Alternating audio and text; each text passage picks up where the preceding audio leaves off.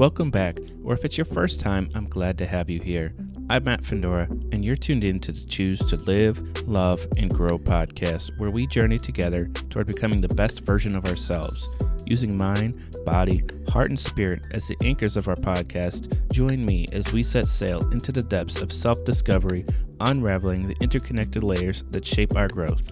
If you resonate with today's conversation, consider subscribing to the podcast. Your support means the world to us and ensures you never miss an empowering episode. Hello, and welcome to another episode of the Choose to Live, Love, and Grow podcast, your go-to destination for personal growth and empowerment. Whether you're a loyal listener or a newcomer, I'm grateful for your presence. Today, we have the pleasure of chatting with Brad Brizendine. Brad is a licensed professional counselor located in Atlanta, Georgia. He provides counseling services to men ages 14 and older in Georgia and coaching services to adult men nationwide. Prior to working as a counselor and coach for men, Brad practiced law and worked as a counselor, teacher, and coach for high school students. He has a wide variety of interests, but he mostly enjoys helping his clients in their time of need. Whether his clients are experiencing significant challenges or simply want to improve their mental, physical, and emotional well-being, Brad works hard to empower his clients to realize the change they truly desire.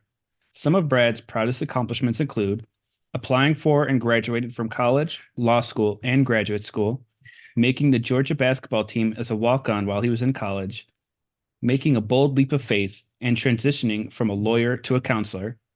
But out of all of these, he's most proud of every time he's tried something new or challenging.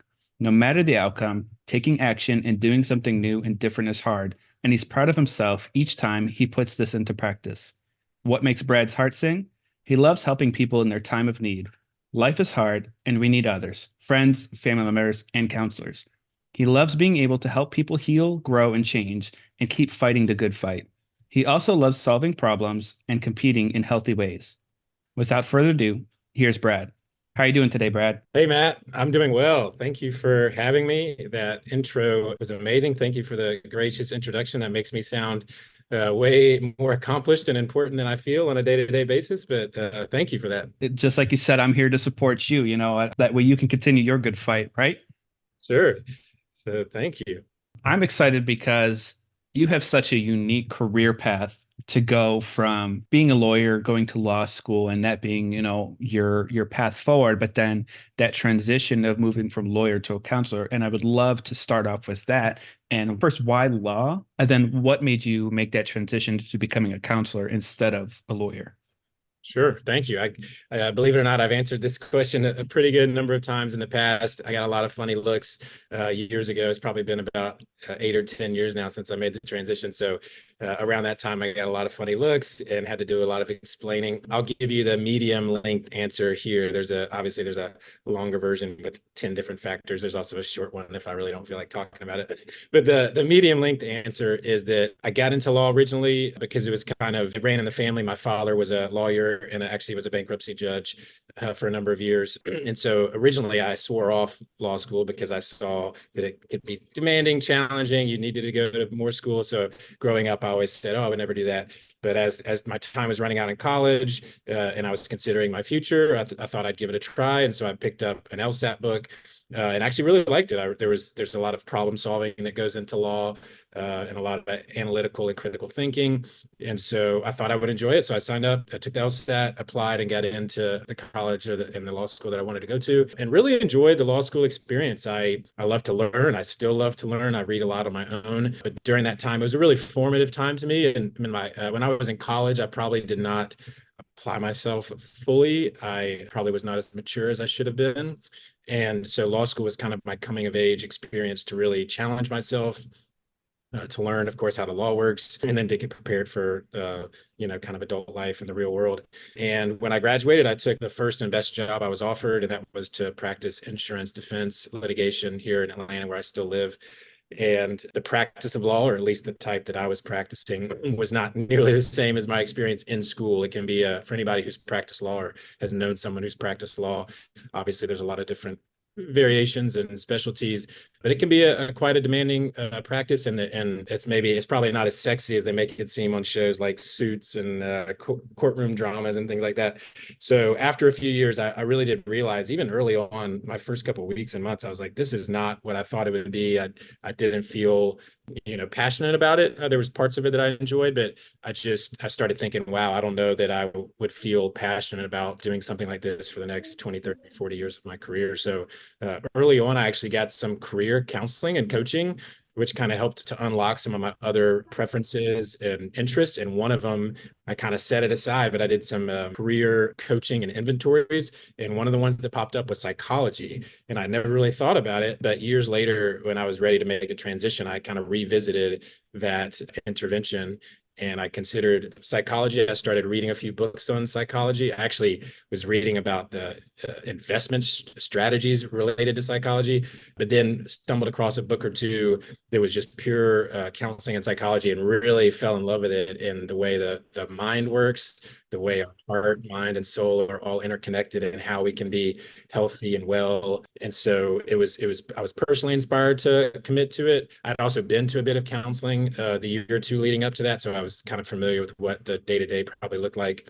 And then had some friends and family members really benefit from some counseling. And so there was just that's again, I'm trying to give the medium length. That's three or four of the factors. There was more, but yeah, law was really, long-term career practice of law was really not for me, and I felt kind of called, for lack of a better word, to pursue something that I was really passionate about and really wanted to make an impact on the world. So I made the leap of faith and told my boss that I didn't want to be a lawyer anymore and that I thought I wanted to be a counselor. And so I actually had a boss or two kind of help me with that transition. So they let me work for a little bit while I got my counseling degree at night to make the transition more smooth. Wow, that's amazing that you actually had that support and it just didn't just like cut you off right there. That's right. Yeah, I had some people. We need other people in this world, and a lot of the folks that I worked with really they kind of understood. It's you either really. I have a lot of friends and obviously former colleagues that still practice that same area of law, and I have people that practice different areas of law that they really do enjoy it. I mean, it can be a tough profession, a lot of long hours, and can be grueling at times, and certainly has its challenges. But some people are really wired to enjoy that type of work, and so they enjoyed it. I just was not particularly wired to enjoy that type of work. And so I decided to pivot and become a counselor instead. And I'm glad that you found that so early in your career as a lawyer instead of, doing it 10, 15 years and be like, maybe, maybe this isn't it. And I Yeah. think I was just talking to somebody recently about purpose, and we talked about that aspect of it where you have somebody who's in this job field and or this job field, or even this is the likes and the energy that they have toward this versus this. And there isn't a right or a wrong way. It's just what each unique person has. They, like you said, they're wired differently, whatever that is. And so if you find that at a younger age, it's so much easier to make that transition than later. That's right.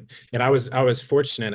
It was still a bold leap of faith for a lot of reasons, socially, financially. I do want to give myself some credit, but at the same time, I was not married at the time. I didn't have kids. I hadn't really settled into a lifestyle rhythm. And so it made it a little bit easier. When I was leaving, I talked to some colleagues and some bosses of mine. And, maybe when I was sharing my story about how I wanted to transition, maybe they were thinking about, the thought that they had, and maybe they would try something else. But once you're established with a family and children, it can be a lot more challenging to make kind of a bold transition like that.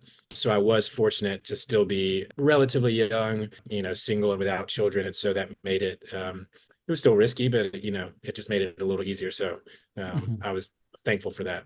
Mhm. So you mentioned that you had a little bit of immaturity when it came to during your college time.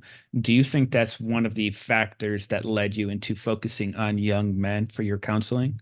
That's a great question. I think so. I think I just have a heart for helping people because I know that we need it. I know that at almost every stage of my life, including now, even though I'm much more mature and self-sufficient and wiser than I was in those years, even now, I'll check in with a counselor occasionally. I haven't been recently, but occasionally, if I need to, I will check in with a counselor. Of course, I check in with friends. I just kind of know that we need people, we need others. Even the best of us need support and help. And so I definitely needed more of it in those days than I probably was getting. I probably could have used a friend or two or a mentor, certainly a counselor to speak some truth and some life into me and kind of help me get a better footing for life. But it comes in times. I work with a lot of young men, either in high school or college, and I try to find that balance between encouraging and kind of accountability with also a bit of patience, because we do tend to, I hope over time, grow out of some of our immaturity.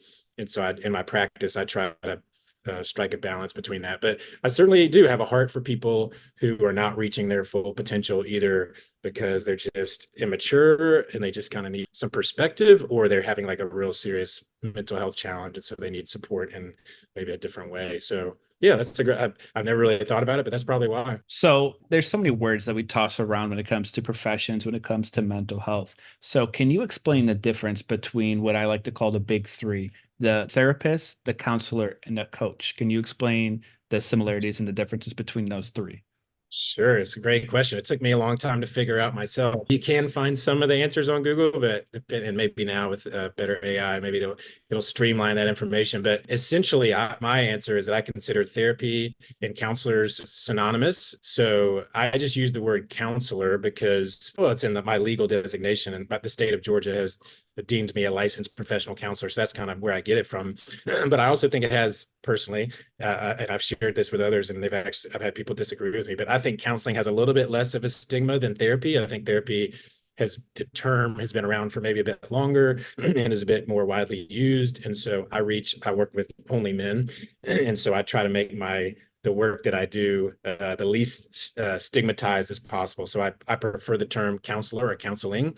But yes, I am providing therapy, and I'm certainly providing a therapeutic experience or environment. So I consider those synonymous. And then the distinguishing factor to coaching, I would say coaching is almost, let's rule out what's not in coaching. So for a licensed professional counselor, if I'm meeting with someone in Georgia in person or virtual, the things that we can address that I wouldn't address if I was just coaching them would be things like trauma, suicidality, serious depressive episodes, maybe like deep attachment issues, family of origin type stuff that's really maybe past oriented or quite heavy and clinical, versus coaching, which I do a lot of coaching as well, and it's super helpful for folks.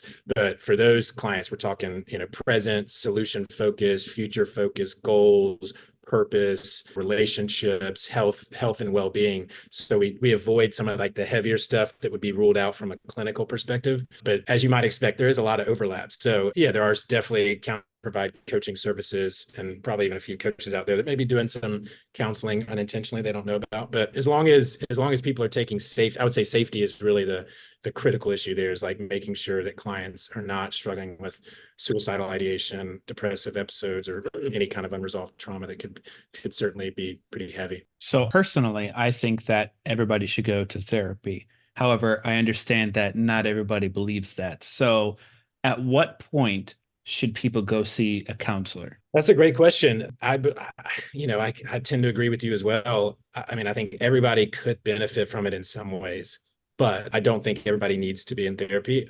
It can be time consuming, expensive. It can be hard to find a good therapist or the right therapist. So I'm not encouraging everybody to kind of go out and find a therapist right now. It's a kind of a subjective answer, but I would say if there's something going on with you emotionally, mentally, spiritually, physically, that you feel like, is really hindering your ability to enjoy life day to day and engage with others in relationships in a healthy manner, and you think it's kind of risen to the level where it's no longer I tell people a lot, if you can't help yourself by like kind of Googling or learning some coping skills, reading some books, and then your friends and I call it like a natural social support. So that'd be friends, family, coaches, teachers, pastors. If those folks have tried to help and it's still and you're still feeling the same way, I would say then for sure it's time to reach out to a therapist. But you can do it before that, right? That's when you really kind of need to reach out to a therapist, is if your natural support system is not providing that, or if you don't have a natural support system, then it's time. But for those who are, somewhat healthy but just kind of struggling on the margin, then you can, read a good book about your mental health and coping skills. You can reach out to a friend and get some support. And really, that's my job as a therapist or a coach, and I always tell clients when they reach out, is that I'm constantly trying to work myself out of a job, because I don't want any client to be dependent on me or think they need me. They certainly do not need me. They just kind of they benefit from our relationship for a season, but then hopefully they learn more about themselves, learn how healthier ways of being, healthier ways of relating to others, and then they can use other people in their natural support environment that kind of replace me over time. And so yeah, I'm all, like from day one when I meet someone, I'm focused on trying to work myself out of a job, even if that may take some time to get there. I don't know. Does that answer? That's a long. I feel like I'm giving long answers to some short Yeah. questions. No, no, no. That's great, and I think we kind of need that long answer sometimes. It's not because things like this, it's not black and white. There's so much gray area, and there's so much, like you said, subjectivity to it. And I think it's important to hear that from a professional. Hey, this is the type of people when they need my services. This is the point that they need it, compared to somebody who may be listening and be on the fence, like, oh, should I go see somebody? Hearing that from you, I think is ideal. Sure, sure. And of course, I didn't mention, I feel like I always should mention if someone's struggling with suicidal thoughts or self-harm. I mean, those are the kind of the obvious self-evident ones. But yes, anxiety, depression, grief, relational conflict, lack of motivation, even even stuff like not sleeping well. I mean, you can definitely go to a physician that specializes in sleep medicine, but I actually have a number of clients where we talk about sleep and in the relationship to exercise and healthy habits to create what we call like sleep hygiene. And so, really, I mean, it's a pretty broad field. I mean, I mean, the presenting issues that I see really are quite wide ranging. And so, it could be something like sleep, but again, not, I just happen to I feel like for a counselor, I know a decent amount about sleep, but not every counselor would. But yeah, it can be, and that goes back to when I'll maybe answer a question you didn't ask. But when someone's ready, like how would you find a counselor? Is doing your due diligence to see what counselors kind of specialize in, what their history is, some of their training, and so finding someone who's a good fit for you is really important. That's a good question. How do you know when that fit is the right fit? Another great question, which may lead to a longer answer. So the internet is obviously a great place to start. Personal referrals is maybe the best. If you know someone who's seen a counselor and has had a positive experience, that would probably be the best recommendation you can get. The internet, there's a website called Psychology Today, which is pretty popular amongst counselors to put their services and credentials on that online system. And so you can read about them and their style, whether they're in person or virtual, whether they have any specialties, how much they charge, whether they accept insurance, stuff like that. So the internet is a good resource. Once you have found a few counselors that you feel like would be a good fit based on whatever you think leads you to believe it'd be a good fit, reach out to them and by email or phone and schedule an initial consultation. Most, if not every counselor allows for at least like a 15-minute intro call just to get to know each other and what the presenting issue might be. And during that conversation, you may be able to tell a bit more. And so I would say do that, do some due diligence and reach out to a few. And then after, if you pick one and go with one and you go to a few sessions and you're like, honestly, I don't feel comfortable sharing. I just don't feel like we're clicking. I think it's pretty fair to change counselors once or twice, probably more once if you've done your due diligence. What I will tell people often is that if you've done your due diligence, if a client has done due diligence, it still cycles through more than 2 or 3 counselors. That third time that they're leaving, if the third time that they're leaving a counselor, I would say that's probably the time to start looking in the mirror and maybe the issue is more on us personally as that client to say, maybe I'm not engaged in the right way, or maybe I'm not actually ready for counseling in the way I thought I was, because it's very unlikely that if you go to 3 different counselors and you've kind of vetted them, that they would all be the problem, if that makes sense. So do your due diligence, reach out, talk to them on the phone, see what they're like, and then maybe try a session or two. And then, but I'm very sympathetic. If it's not the right fit, I absolutely, give a different one a try, because it's a very interpersonal and intimate experience. And so you definitely want to find someone that you can connect with and you trust, because in fact, I don't know if you know this, Matt, I'm sure you do in your work, but they've done a ton of studies on the therapeutic experience and what forms of therapy and modalities are the most effective. And they've never been able to really pinpoint anything other than that the most important determinant to the outcome of successful therapy is the therapeutic relationship. So the connection between the client and the counselor. So it doesn't really, well, it does matter, but it matters less what modality you use or what methodology. If the therapeutic relationship is not intact and strong, it's not going to be effective. And so that's why it's so important to find a good fit. Yeah, I feel like that chemistry has to be there. Otherwise, there's just going to be friction. Like, hey, I suggest this, or like you wouldn't be as open to the actual feedback that you're getting. You would just be venting out, maybe, and then that would be it, and that would be the basis of your relationship, which defeats the whole purpose of therapy to begin with. That's right. You have to trust them. You have to be willing to engage in a really, kind of personal, intimate experience. And I have to say, I've had two counselors over my 10 years of doing a bit of counseling, and I don't think either of them would mind me sharing this. I'm not gonna say their names, but they're not perfect counselors. Certainly now having become a counselor, I know they're not perfect counselors, but they're great. They certainly do enough to make me feel safe and like I can trust them, and they're competent for sure. So I guess the bar is not clients as they're looking should certainly not look for any kind of perfection or some standard that's out of reach. Both the guys that I have worked with have just been, very competent, very trustworthy, and very skilled at what they do. But they're humans. They're not perfect. They don't make me happy every time I'm there. It's not that they don't ever misspeak or So anyway, yeah, have some grace for counselors because we're human too. Hmm.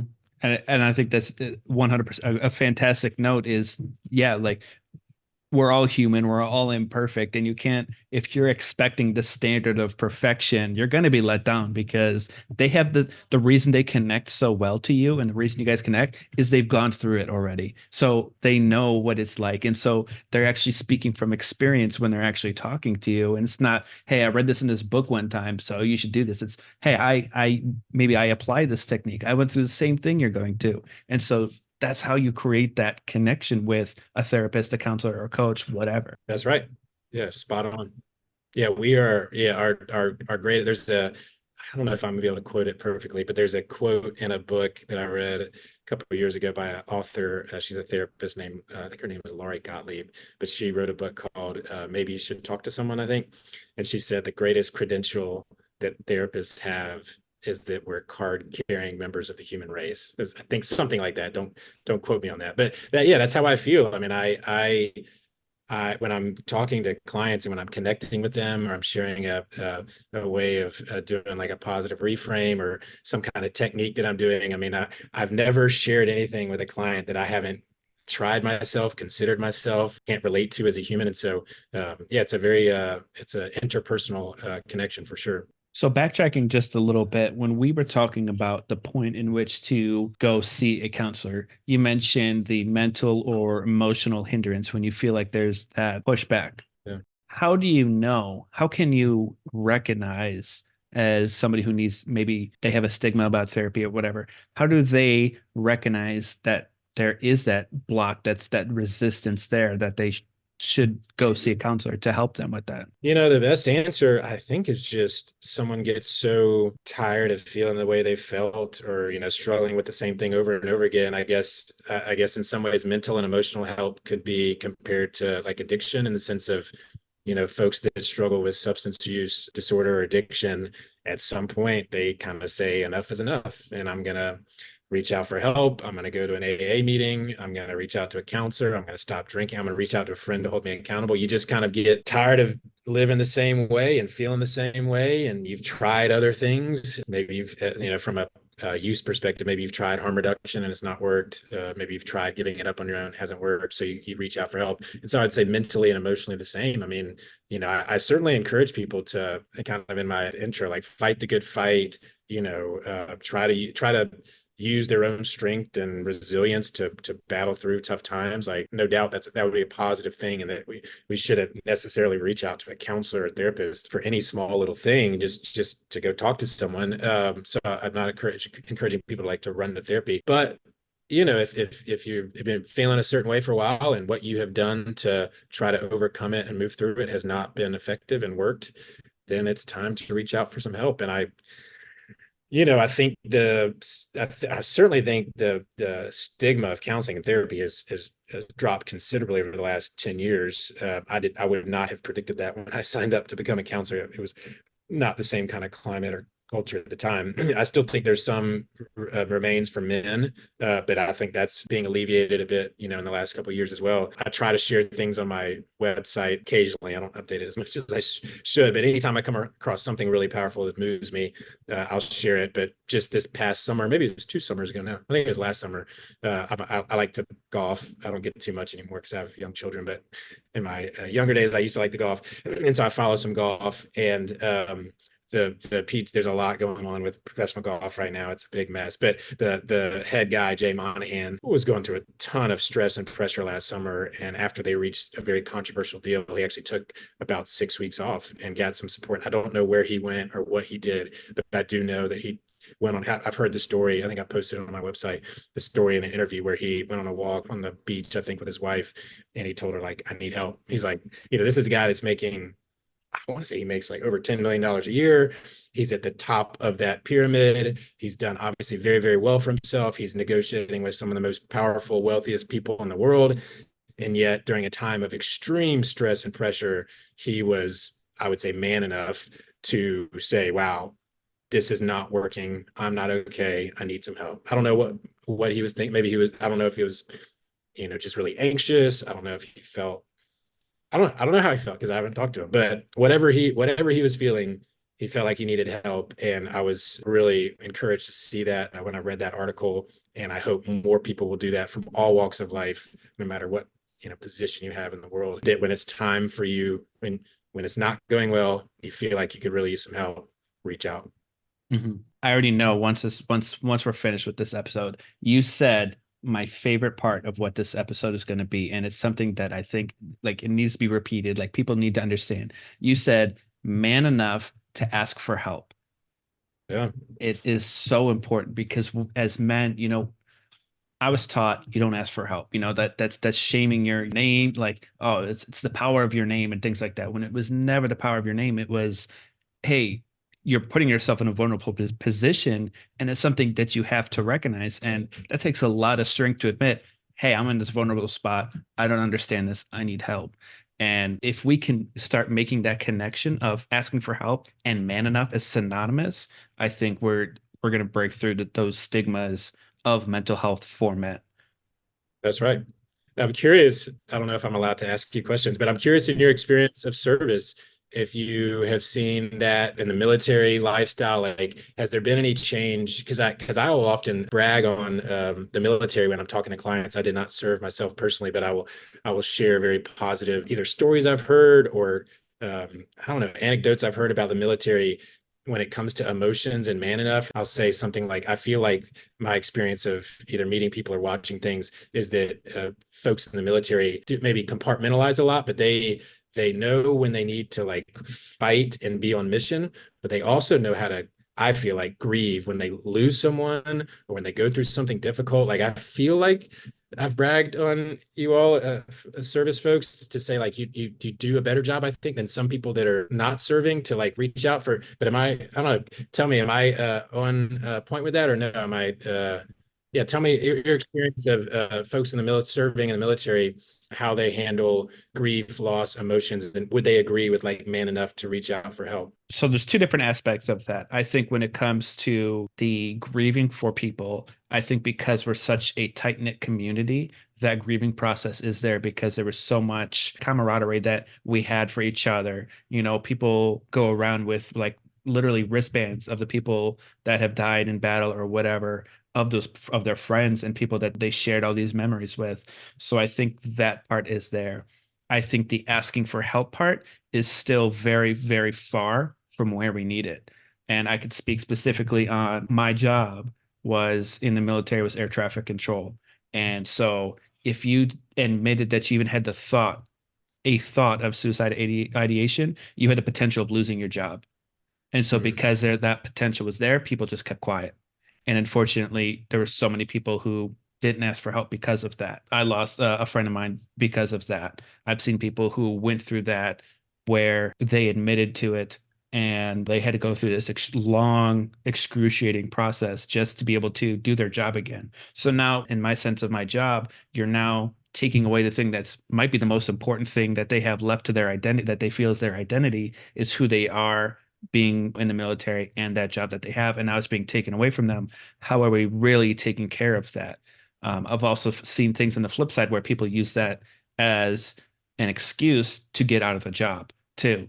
And so it's Mm, just like, where is this balance of taking care of people and allowing them to ask for help? I mean, we get training once, twice a year on that topic of depression, suicide, the winter blues, especially. I was overseas. mm, Huge problem overseas is that during that holiday season, Thanksgiving, Christmas, and all that, that you're away from all the family that you may have known, especially if you're in that 18 to 22 age where, you've never left home. And now guess what? You don't even get to contact them because they're in a completely 12-hour different timeline and mm. you're over here. So I think we're getting there with the education aspect of things. We're not there, we're not close enough to break that stigma of being able to ask for help. Okay. Wow, that's very helpful to hear. Thank you for sharing. I can't imagine how someone would feel in the service if they have a job that they feel like they would lose by opening up. And I feel like that is certainly needs to be raised to the higher ups to come up with a system of reporting and getting folks help so that they don't have to live alone like that because their job should not be in danger for that. And I have heard that pastors or non-medical counselors is more common in the military. I think for that reason, because they don't want a paper trail or a diagnosis or anything. And so I was aware of that, but I didn't know that that was that surprises me to hear that someone would lose a job over having a suicidal ideation because I don't know, that just surprises me. Mhm. There is that chaplain avenue, and they have that confidentiality to actually have that conversation with you. Okay. But sure, but yeah, and their training, yeah, I don't know, everybody's got their own training. So yeah, I guess yeah, in the military context, yeah, that idea of being man enough to ask for help. I feel like I don't know, in the my understanding again, I can't speak from personal experience, but I would hope that a culture of like, hey, if you need help, ask for help. I mean, if we're certainly in some kind of combat situation, hey, we need help, ask for help. So whether it's physical safety or mental and emotional health, yeah, I would love for our culture and certainly the military culture to start to ingrain that idea of man enough to ask for help. That would be a great phrase if it became a bit more popular. Hmm. I think I'm going to have to give that phrase to a friend of mine who actually goes speaking to the military on suicide and she talks to all the military, but there's a huge emotional connection to military men. So I think that'd be a great thing to pass on to her. Sure. And yeah, and I understand why it sounds kind of taboo in some ways, but it's a bit like man enough to be a father, man enough to, play with your little kids, man enough to ask for help. I don't know. It is interesting that men can be so stubborn and prideful that wouldn't be already be a truism, right? I guess Mhm. there's an old adage. I feel like I don't see it as much anymore, but maybe men in previous generations would even get like sick and like not go to the doctor because they were kind of stubborn and prideful. I'm like, I don't need those medicines. I don't need that treatment. And I guess that's an example of that's not even mental health related. That's just more I don't know, stubborn pridefulness of I don't need their help. I'll just whatever happens, happens. And that we certainly hopefully that kind of culture has kind of faded. And so maybe the next frontier is the mental and emotional health, Mhm.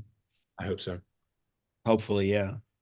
What are some of the common things that you see in your practice when it comes to helping people with their mental health? So yeah, I consider myself kind of a generalist. So I see a wide variety of things. Certainly, folks that are showing signs of depression, anxiety, grief, relational conflict, a lot of shame. I see a lot of shame and self-doubt and negative self-talk that holds people back, and maybe it's sometimes lack of purpose, lack of motivation, sometimes existential kind of crisis. So really, it really runs the gamut. The only thing I really don't work with is addiction related. I'll refer out if I get anybody that wants to work specifically with addiction, some kind of substance use addiction or sex addiction or something that I feel would they be better suited for treatment somewhere else. But other than that, I see, most people that reach out that we feel like it's a good fit. So I kind of consider myself a generalist. So you focus on young men, right? You've got your coaching where you do adult men, and you've got your counseling where it's ages 14 and older. So why are these teenage young men struggling so much right now? That's a great question. I do think they're struggling. The world has changed, as we all know, in the last 10 years, so it is different. One of the last books I read was a book called The Anxious Generation by Jonathan Haidt. I suspect it'll be one of the more important books written this year. It talks a lot about technology, social media, but the emphasis there was more on girls ages 11 to 15.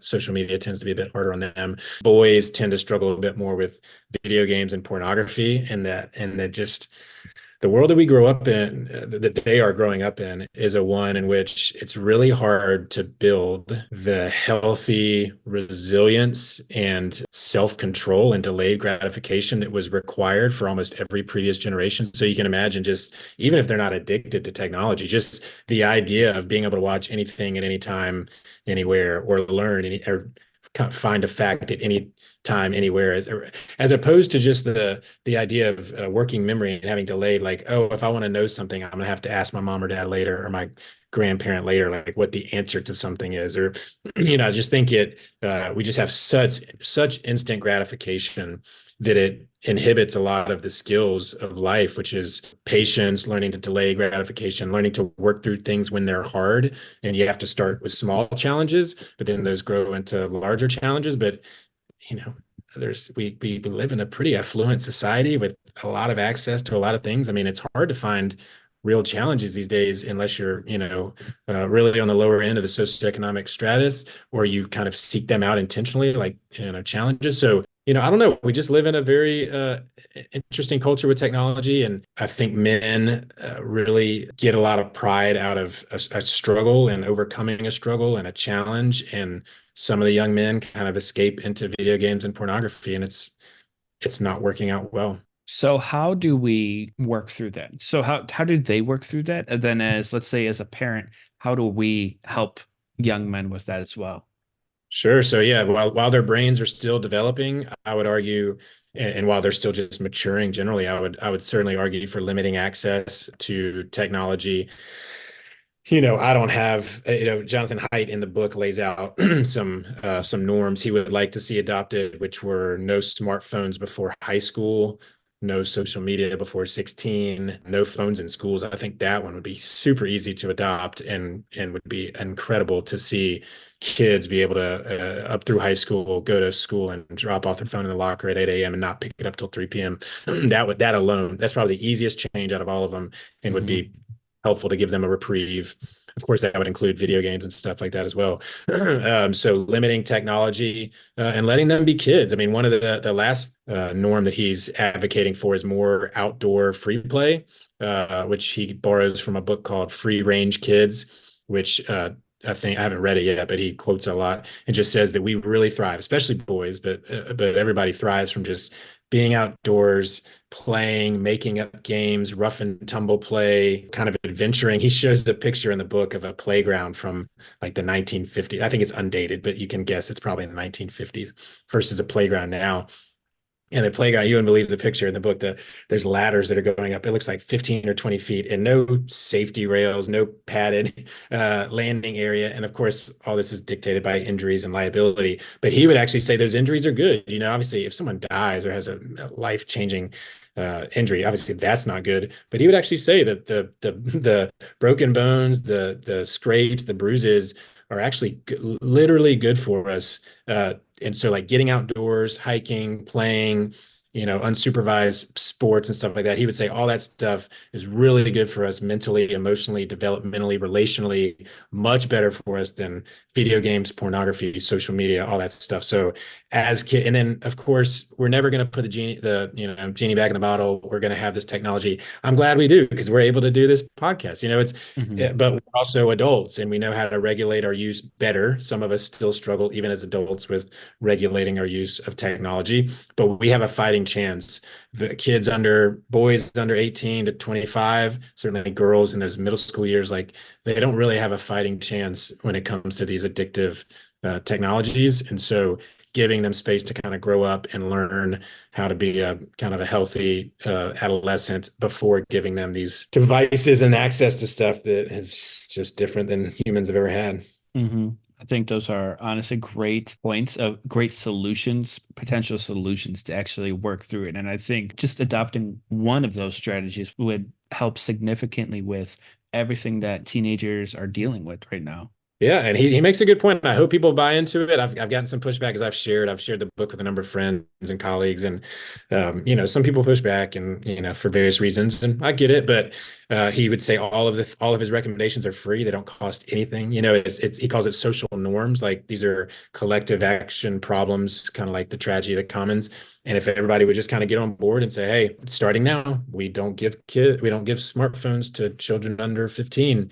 Mm. Again, it's going to take some time to catch on and adopt, but I don't know what else they're supposed to do. I mean, the science, the data is in. The science is pretty clear at this point. How the studies are just some of the charts in the book are just really sad to see. Suicide rates, depression, anxiety, just off the charts right when the iPhone and when social media became present and prevalent. And so I would say that kind of is what it is. It is hard to change, but he quotes a lot of things like over time as we've developed seat belts and we removed lead from gasoline or something like that. Like anytime it's smoking, like anytime we've done something has been a normal part of the culture for a number of years, it's very hard to raise public awareness and to move the needle, but it's worth it. We Hmm. now smoking is a lot less common than it used to be. And so just like it'd be weird to see someone smoking on a plane right now. Hopefully one day it'll be very, very weird to see a, I don't know, 8, 10, 12-year old scrolling on a social media platform, like something that we think is probably not good for them. Hmm. But I know it's happening right now. So Oh yeah. I'm trying not to be too, critical or judgmental. It's kind of part of the culture right now, but we can change that culture if we so choose. Hmm. So now that we're nearing the end of the podcast, I have three final questions which I ask all guests, and they're over the topics of what this podcast is, which is live, love, and grow. Okay. So the first question I have for you is, what advice can you share about how to create a life that leaves a positive impact on the world? I would say maybe borrowing from my work as a counselor, I'll often tell some clients, especially when they're getting healthier, as they're getting healthier, I'll say, not only am I glad that you're feeling healthier and better, but because you're going to go out into this world today and you're going to interact with 20, 30, 50 people, and it's going to make a change in their lives as well. It's like the butterfly effect or the ripple effect. And so obviously I'm doing that as a counselor day to day. But like I said earlier, before someone reaches out to a counselor, there's supposed to be a natural social support system in place for people to go when they're in need. And so if you want to make a positive impact on the world, you know, support one friend during a hard time tomorrow. And if that friend, feels loved, encouraged, supported, and feels better after that, it not only affects them, though that's enough in itself, but it goes out and spreads to all the people that they interact with, and they will pay it forward to someone else, and it just kind of keeps the world turning and spinning in a positive way. So kind of like that smile principle. If you smile, someone else smiles. Yeah, reach out to someone in need, help someone, support someone, and that's a very simple but effective way to reach the world. Hmm. The second question I have is, what are some practical ways people can cultivate self-love? I would say just naming it, really.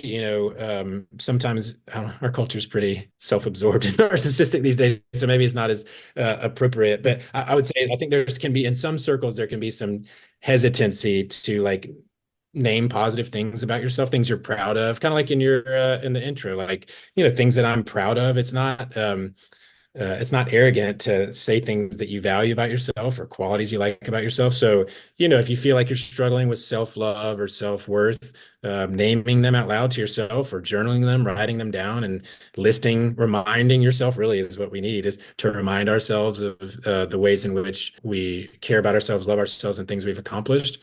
And if you really can't do that, which I've had some clients that are not able to name maybe more any or one or two things they like about themselves, I'll say that's when you go reach out to friends. And it can be a little bit of an awkward, uncomfortable conversation, but you say, "Hey, I'm really struggling. And, it'd be helpful if you reminded me two or three things that you really value about me." And that would be a great way to be reminded of what we know to be true, but we're obviously, struggling with it in the moment if that's what's going on. Hmm. So yeah, start with yourself, name them, write them down. But if you're coming up short, then reach out to two or three people that love and care about you and ask them. Yeah. Support is everything. Yeah. The third question I have is what is one actionable tip someone could do today to grow 1% better? I would say exercise is kind of my go-to. I'm a pretty big, I don't think all of the world's problems we solve by exercise, but it certainly helps a lot. Individually, when I'm working with clients, exercise is so good for us, physically, mentally, emotionally. It's what some of the habit books, I don't know if you're familiar with, like the Power of Habit books and the Atomic Habits, and they call it like a keystone habit. Like if you can find a habit that actually creates better habits, or other habits, and I think exercise is one of those. So, for example, if you exercise daily, it's good for your physical health, it's good for your mental health, spiritual. It's also good because you'll sleep better at night. It's also good because you typically will eat a bit better. I don't know many people that eat fast food right before or right after a really strenuous workout, and so it actually helps you cultivate other habits, as well. And so I think, starting with something like daily exercise, or just, if you want to get better today, go exercise. I think it will help the rest of your day in a way, probably greater than 1%. If you go get a really good hard workout in, that I think that's a really good start to the day. And in fact, I do encourage, if someone's able to do it early in the morning, I think it really sets a good tone for the day. I try to do mine in the morning. I'm not always successful in that, but most days. One other book I want to throw out there, which you didn't mention, it's called The Habit Revolution by Dr. Gina Cleo. Came out beginning of this year. Okay. If you're listening to this episode, her episode would have already aired. So Okay. her episode's out in June, and she's a Cool. phenomenal person. So that is a great book to have and teaches. It might be better than Atomic Habits. It's very close. So I just want to throw that out there. Just wrote it down, and I will have to check it out and check out the episode. Mhm. You said Habit Revolution. Yep. How can people connect with you? They can email me. I have a website, which is brizendinecounseling.com. And all my contact information will be there. I'm also on LinkedIn.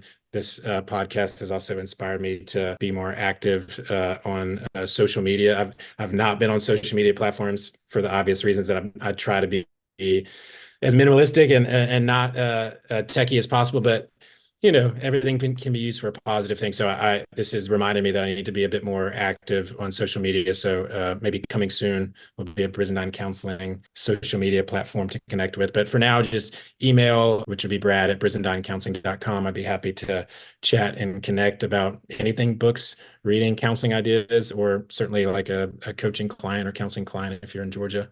Mhm. That would be the best way. And how can people support you on your journey? Reach out and send me a positive note and say you were inspired by one of the many ramblings that I've shared on this episode. We could use it. I mean, I'm human like everybody else. I have sent words of encouragement. Actually, I read a book recently, and I sent the author a note saying I really enjoyed your book, and she hasn't responded yet.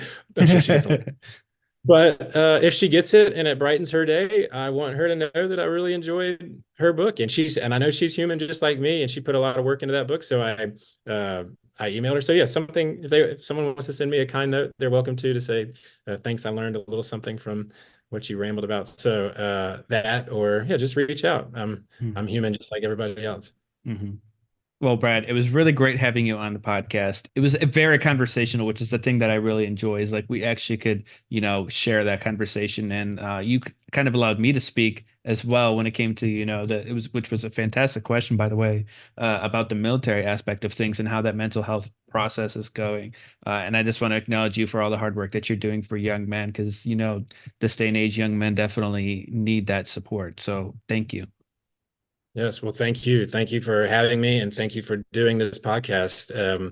I shared with you, I know offline before, just how encouraged I am by people like you, but specifically you, doing something like this, taking a risk, organizing this, bringing people together, and sharing this helpful information and sharing your story. I mean, I just think it's amazing, and it's one of those things, like I shared, it's a positive thing that's happening. You're putting you're making a positive impact on the world, both by affecting those people who are listening, but also those people that are encountering those people that are listening. So your reach is far-reaching. So keep up the great work, Matt, and thank you very much for having me.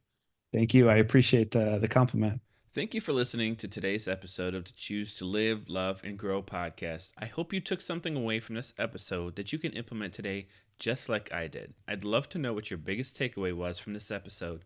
Let me know by sharing this episode in your Instagram stories and tag me at Matt Fendora. If you've enjoyed this episode, the ones before, and or you're looking forward to future episodes, please hit that subscribe or follow button. It helps me get this information to even more people. No matter what you choose to do, choose to live, love, and grow. Thank you, and have an outstanding day.